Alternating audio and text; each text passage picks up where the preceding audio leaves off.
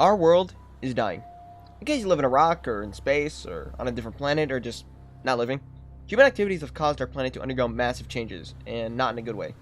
Effects such as greenhouse gases cause the planet to warm up, meaning weather patterns start shifting and glaciers start melting, which in turn causes the sea level to rise, and 40% of the human population live near the coastlines of their respective countries, meaning that either A, they move close to the center of their land, or B, they just die.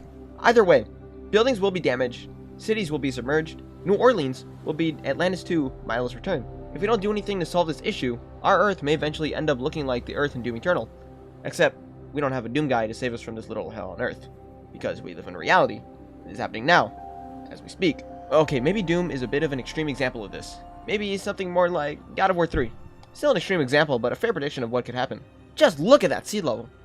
Sure, it may not happen that quick or drastically to a point where literal mountains are submerged, but it'll still happen. Video game analogies aside, I believe I have a proper way to prevent the climate from changing and cool down the planet. Something I think could be pretty effective and something I've been planning for quite a while. What's that plan, you might ask? Kill the dolphins.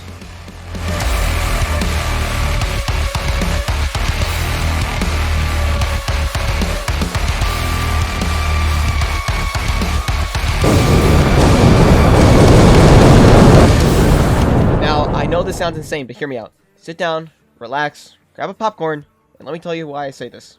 I have very good reasonings for my dislike of dolphins, and for why they should go into the lobby of animals who met a human-caused extinction. If you've seen previous videos of mine, you may also notice that I have used dolphins in not-so-pleasant analogies quite a bit. Good weapons to help protect you from the Soviets. Dolphins, let's hope they go extinct. There's lots of pollution, lots of destruction, and lots of dolphins. I'll tell you what to do. Kill all the dolphins. But I never get an explanation as to why that is. Why do I hate dolphins? It's actually more simple than you think. They're just monsters.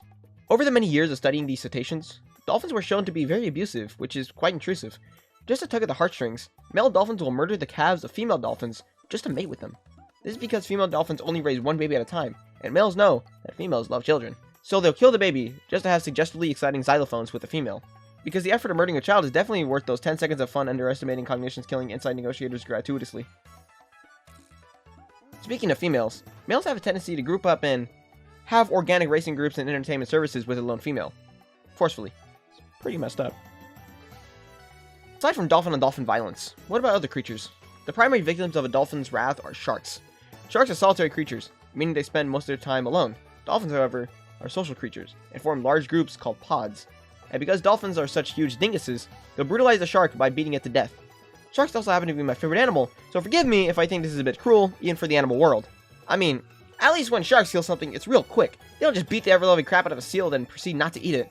Unlike dolphins! But aside from sharks, other animals are far from safe. Dolphins will take advantage of blowfish by biting it and consuming their toxins and passing it to their mates. Dolphins get high on blowfish. Then there's seals and rays. Now, instead of eating them like normal animals, dolphins instead decide to smack them out of the air and play with them like volleyballs. You think this is a hunting strategy, but let me remind you, to those who aren't informed, that orcas are quite literally one of the apex predators of the oceans. There's a reason why not even sharks dare to mess with orcas, because they know that they would not survive an encounter with the Nazi Oreo. But, okay, what if you don't care about other animals? Well, first off, you're a trash person if you don't care, but secondly, what if I told you that not even humans are safe from dolphins? That's right. Our very own kind has become victims to the fascist flippers. Sometimes, a dolphin will choose to attack based on what seems to be pure malicious intent. There seems to be no true motive behind why they do this, aside from just pure spite. Other times, however, their behavior can be far more evil. The following footage is blurred for reasons I don't believe needs explaining. What is happening here can only be described as violations, not playing.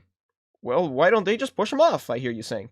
The average bottlenose dolphin weighs around 330 to 1,400 pounds. That's why they don't push them off. Still think they're cute little creatures that can do no harm and protect humans from sharks? No, they're not protecting you from the shark. They're removing you from the shark's protection. Now, I have a working theory that may sound a bit absurd, but I believe it has some validity to it. My theory is that after God created the sharks to be apex predators of the ocean, the devil himself, Lucifer, created a creature to counter sharks. Enraged with his father's creation, he combined the predatory might of sharks, as well as the social nature of whales, and created the most vile creature imaginable. One that no mortal could ever come up with. One so despicably volatile, it has completely changed the landscape of the oceans forever. The dolphin. But hey, that's just a theory. A gay theory. So in conclusion, the death of dolphins would make the world a happier and better place. The oceans would be safer, us humans would be better off, the world would be cooler, and aliens might even visit us now.